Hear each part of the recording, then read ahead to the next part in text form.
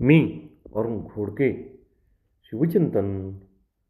शिवचरित्र म्हणजे तलवारीच्या पात्यावरती लिहिलेली नीती, रणांगणात फुललेली मानवता आणि स्वराज्याच्या स्वप्नाला वास्तवात आणणारी अदम्य इच्छाशक्ती होय. शिवचरित्र शिकवते तो स्वाभिमान.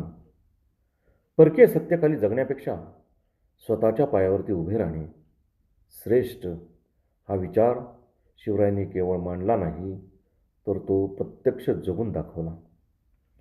त्यांचे स्वराज्य म्हणजे जीवन जगण्याचा एक मंत्र होता. माणसाच्या मनातील भीती जिंकण्याची एक प्रकारची क्रांतीच होती. शिवरायांचे नेतृत्व हे आदेश देणारे नव्हते, तर प्रेरणा देणारे होते. ते मावळ्यांपुढे राजा म्हणून नाही, तर कुटुंब प्रमुख म्हणून उभे राहिले. शिवरायांचे राज्य हे लोकावरती राज्य करणार नव्हे, तर लोककल्याणासाठी होते. सर्वांचा आदर, मानवता हीच खरी राष्ट्रनिर्मितीची बीजे आहेत, हे शिवरायांनी प्रथम ओळखले होते. राष्ट्रभक्तीची खरी प्रेरणा शिवचरित्रातूनच मिळते.